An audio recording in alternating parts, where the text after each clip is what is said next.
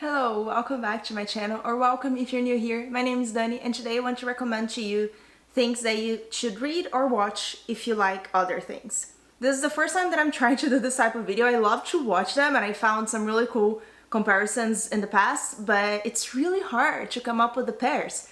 But I have 6, 7, 8 pairs for you of comparisons of things that I think you might like or you should try if you like the other thing. So I have 3 that are books, a book compared with a book.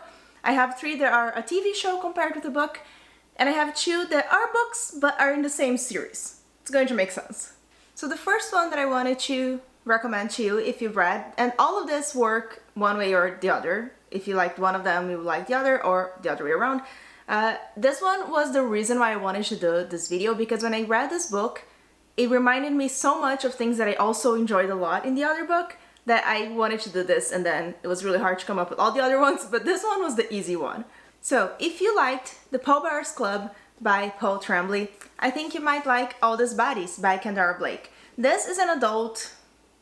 It's been categorized as horror, but I wouldn't say exactly that it's horror. It has horror elements in it, but it's mostly kind of like a contemporary. It's about this man who's writing his memoir, and he gave this memoir to this woman who was his friend, and she's reading through it and commenting, and we can have like her comments in red in the book, and even like in the pages of the book we have a few of her comments in red. And this is a very slow book, but also a book that doesn't give you a lot of answers, but it's really interesting. It was a 5 stars for me. I enjoyed it so much. I really love the mixed media kind of elements here, her comments going through, and I love that type of ending. I'm not gonna say too much about what it was like, but I really love the ending of this book, and it was just a really fun time the whole way through. All These Bodies is YA, so it's already very different. It's set in the 50s. I think this is set in the 80s, probably. This is set in the 50s. It's about this girl who was found covered in blood in one crime scene, and they pick her because they think she might know what happened. She might be an accomplice to the crime or whatever, and she's put in jail, and she only agrees to tell her story to one of the boys here on the story. So it's a very slow moving book. It's about the relationship between these two characters. She's telling her story and what she thinks is the truth. The same as here. Is it upside down? Yes. The same as here. So they're both telling their stories in the way that they believe happened, what they think it's true. And the secondary character doesn't necessarily agree with the main character that's telling the story, and we have to see that relationship between them. All of this have the horror element, I would say that both of these have, is vampires, but it's not a vampire book by any means. Like it's not a vampire book, but it has vampires, because in this one, there were a bunch of crime scenes that the bodies were found completely drained of blood. So there's that discussion, conversation, question mark there about what really happened.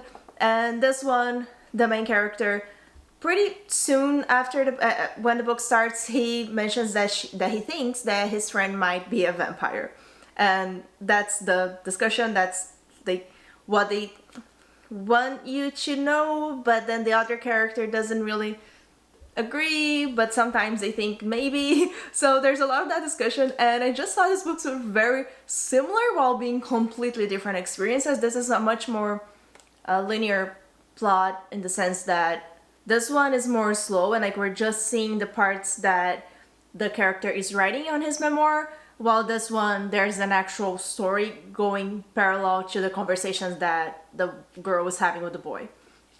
But if you liked one of these, I truly recommend the other one. Both of these were amazing reads for me. And either way, if you haven't read either, I would recommend both of them. Now I want to talk about a TV show compared to a book. So the TV show that I'm talking about is Only Murders in the Building. It's on Disney Plus here in Canada, at least. I don't know if it's somewhere else in other countries. But the TV show is about this building in New York that has this 2 older men and this younger girl. They're obsessed with a podcast of true crime. and then a murder happens in the building, and they want to investigate that and figure out what happened there. So it's dialogues, their conversations, and their discussions about that while they are themselves filming, recording a podcast about the murder that happened on the building. It's a lot of fun. I enjoyed it so much, and I just watched it when I saw the latest season had come out. So I already binged what's available, and it's just a lot of fun. It's very entertaining.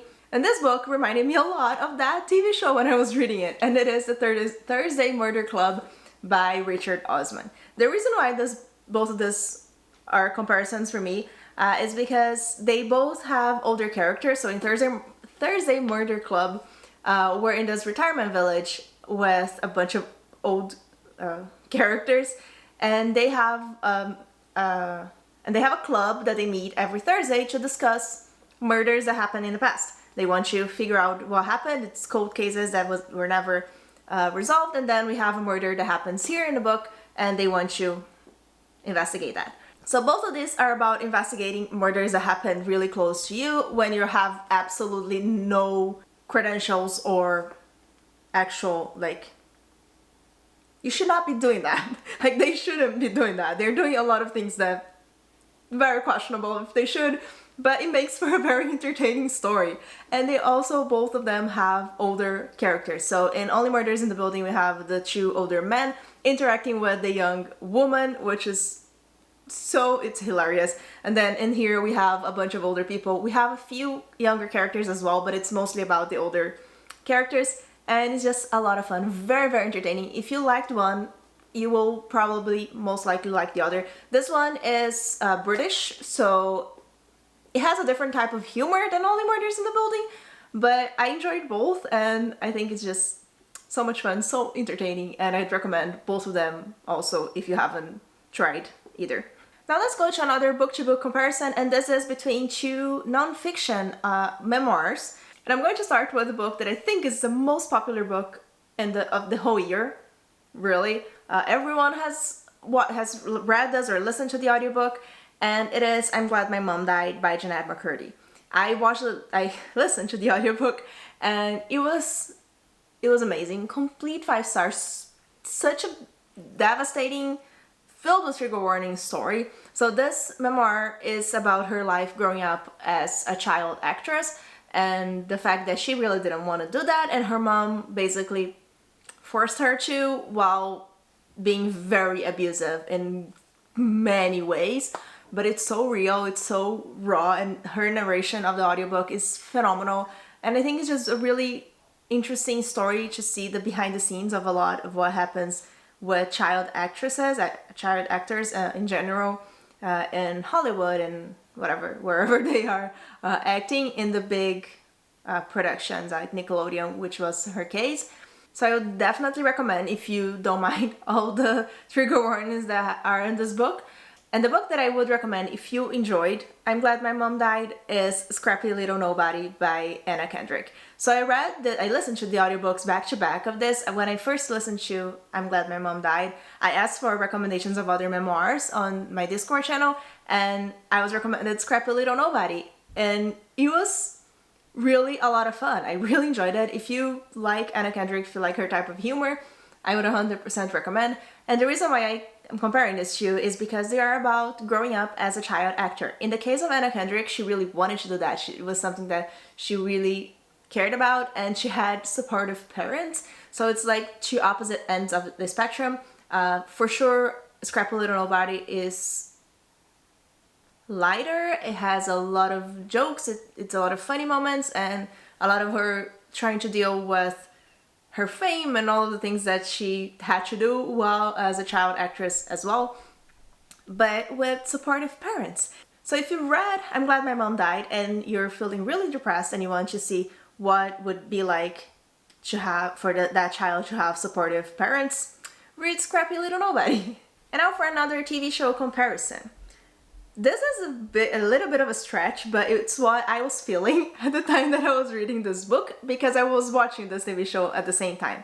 So Netflix came up with new Unsolved Mysteries episodes just very recently, and I think those are a lot of fun. Some of them are really heartbreaking, but a lot of them are really entertaining, and I'm just like, it hurts my head thinking that that has not been solved yet. Some of those things, and some are not very interesting. But I do think it's a really cool and entertaining TV show, and I know it's like a reboot. That what Netflix is doing is like a reboot of something that was very old. I haven't watched the old one, but what I know watching the new seasons of it on Netflix. So each episode of Unsolved Mysteries is about a different mystery that has not been solved. So it's basically it, but I'll go deeper. It's sometimes it's about someone who died, and they can't figure out exactly what happened, how they died. It sometimes they think sometimes the person disappeared and they don't know what happened, and they never found the body or anything, and they just want to know how they disappeared. Sometimes it's a pretty clear case of like this person murdered this other person, but then the murderer vanished and they can't find them again. So there's a lot of variety. There are some about paranormal things, aliens and all that stuff, but not as many. Most are about real cases. Not saying that that's not real if you believe that, but just saying that it's things that happen only with people and not paranormal entities or aliens. But anyway, when I was watching Unsolved Mysteries, there were a few episodes in the new season especially that were just dragging a lot for me. You'll see why I'm talking about this. Basically, they were just talking a lot about the person who died, the person who disappeared, and the whole family just talking about them. Or like, I get it. I feel for you, but that doesn't make for a good TV show if you just keep repeating the same things over and over. And I started reading a book that was exactly what I wanted from an episode of Unsolved Mysteries. And that is Night Film by Mauricio Passo. This book is about, oh my god, it's a roller coaster of a book. It's very messed up. There's a lot of really controversial things here. I think it can be considered offensive in a lot of ways that the author treated this cases that are presented here, but at the same time the characters are really messed up. All the situations, the whole story is so messed up that I think everything was on purpose. But either way, I had a lot of fun reading this. This is about a journalist that is investigating the death of the daughter of a really famous movie director. So we have a lot of the story of this movie director and the movies that he made. And they're all messed up. They're all about like pushing the boundaries of everything and like making you feel as uncomfortable as you possibly can and all of that stuff. That's what the director does. And then his daughter was found dead, and the police thinks that she killed herself, but the journalist wants to investigate what really happened because there's a lot of unexplained, unsolved things happening in the background of this story. This also has a few mixed media stuff, not a lot, but enough to be a little bit like different from the regular type of book. But the reason why I'm comparing these two things and why I recommend this if you like Unsolved Mysteries, it's because this is just investigation after investigation. This book is non-stop in the sense that the guy goes to a place to find an answer to something, and then he has two other questions, and then he goes to this two other place, and then he has another two other questions, and like he starts to answer those questions slowly but come up with more questions and more places to go. So it's non-stop in the investigation sense, which is a lot of what I would have liked for Unsolved Mysteries, because sometimes in the TV show they stop at some points. I'm like, why didn't you investigate that looks important. You should go there and talk to that person. That sounds important for me. And in here, he definitely 100% does. He investigates every single little thing. And for some people, I know that this book felt slow because you don't get a lot of really resolutions. And for me, it was the opposite, in which I thought that it just didn't stop. It was just constantly moving forward and finding new things and unraveling this whole mystery. And it was just a lot of fun. It also leaves you with a few unsolved things, but on purpose. I don't know, I just felt that it was resolved well in the end. But I think these two are really good comparisons because of that. Like this is what I wanted an episode of Unsolved Mysteries to be, except for all the messed up and like really not good for it to be real parts. So it's good that this is fiction, but if you liked one, I would definitely recommend the other. And now for the third book-to-book comparison, this, I don't know, I feel like this has probably been compared before. I haven't checked, so I'll just go with my guts that I feel that these books are comparable in terms of enjoyment. If you enjoyed the one, you might enjoy the other. And these are also two of my favorite YA series, YA mystery thriller series. And the first one is A Good Girl's Guide to Murder by Holly Jackson. This is about a girl who's investigating the death. There's a lot of that in this video. I think maybe thrillers are easier to pair against each other. But anyway, about a girl who's investigating the murder of a girl who died in her school, in her town. And everyone thinks it was the girl's boyfriend, but she doesn't think that's the case, and she goes to investigate that. And there's also a lot of mixed media stuff in here, which is very enjoyable. I absolutely hated the last book. I know a lot of people like and think that's the way the series should have ended. I hated it. But the first and the second ones are absolutely 5 stars. I love it. And the series that I want to recommend if you like this one is The Inheritance Games by Jennifer Lynn Barnes. This is not about a murder. This is about a girl that inherits this fortune from this old man that she had never heard about him before, and she gets called and like, oh, you have this entire fortune, but you have to live on his mansion with his grandsons for a month, I think? A year. I think it's a year. Anyway, but she doesn't know who that guy is, and she wants to investigate that. And the whole family, the Hawthorne family here, they really love games. They like riddles and puzzles, and the old man who died was always giving the children puzzles and riddles and things to solve. So the boys still think that that's one of his games, but at the same time, this girl joins him to try to solve that. So the plot is not similar at all, but I think the vibes of these books are very similar. I think the main characters are very, very similar also because they are curious. They don't stop looking for the things that they want to know. So I think most of the relationship between these two books for me is about the main characters. They are very, very similar. You could put one in the situation of the other, I think. If you disagree, let me know. But I think they could be part of each other's books. But they're very different experiences as well. This is very much more of a thriller. She's much more in danger and going into dangerous situations than this one.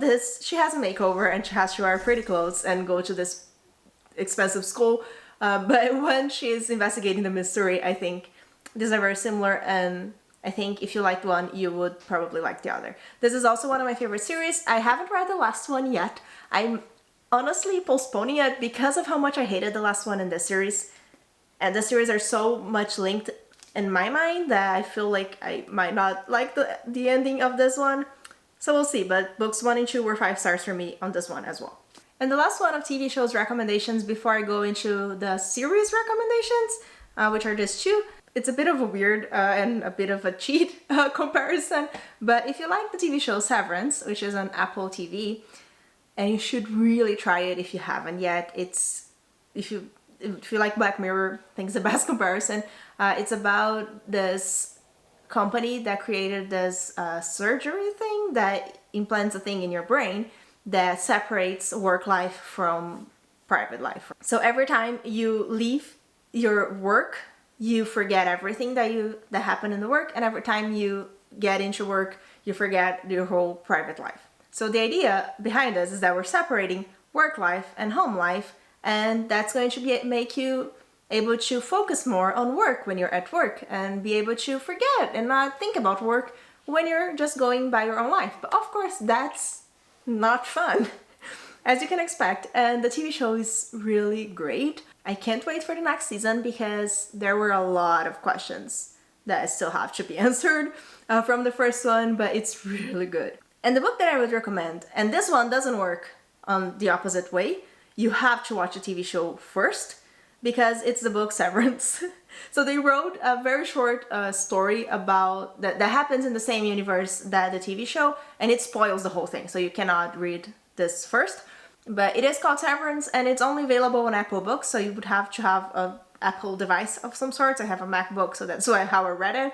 It's very short, but it happens in the same universe, and it's not very well marketed. Like I had no idea that this book existed. My husband heard in a podcast that he was listening to, and he mentioned to me, like, okay, I had no idea. So I went to look for it. It was free on Apple Books, and like I said, it spoils the whole thing. But if you like the TV show, I wanted to bring your attention to the existence of this short story because it complements it, answers a few things, but also just dives into a part of the show that is just a lot of fun. And now for the series. So you might think, oh, if I'm reading a series, I will read the series. I know that I should read, but these are optional books. But I still think you should read them. So I'm putting it here. Just in case you didn't know about them, which might be weird if you like the original series. But if you just think, oh, it's just part of it, I shouldn't read it, but you should. So the first one is, if you're reading or if you're interested in reading The Way of Kings by Brandon Sanderson, you should absolutely 100% read the novellas that go in between the books. I know the books are really long and it feels like this won't add much to the story, but it does so much. So we have Edge Dancer that is between books 2 and 3, and then Dawnshard, which is between books 3 and 4. You will miss a lot of details and a lot of explanations and a lot of just like what's happening in the world if you don't read these books. So if you're enjoying The Way of Kings and you think these are optional, don't read them. They are very, very important. And last but not least, I'm ending this with one of my favorite series of all time, and you should really read the new book that came out. So if you like the Arc of a Scythe series, so Scythe, Thunderhead, and The Toll by Neil Shusterman, if you read the whole series, you must have read the whole series to enjoy this. You will definitely like Gleanings by the same author. This is a collection of short stories in the same world and in different points of the main story. So some of the stories happen after the ending of the last book. Some happen after the ending of the second book, which is a really explosive ending that leaves you with a lot of questions. And there are some answers here. Some are just stories of scythes around the world doing different things. And as with every collection of short stories, I didn't love all of them. It's expected, it's fine. But some of them were really good and just reminded me of why I love this main series so much. There's a lot of collaboration here as well. Some of the stories were written with his son, or just one at least. There are a few other authors here that appear in the beginning of with the title, and you'll know which authors they are. But this has come out very recently, and the last book, let me see when this came out. The Toll came out in 2019. So it's been a long time, and The Toll, I understand that not everyone loved it, and I get it, and I think it's okay. I personally really loved it. It was my least favorite of all three, but it was still 5 stars. But still, even if you didn't like The Toll, but you really loved the first two, 100% I recommend you read this collection of short stories.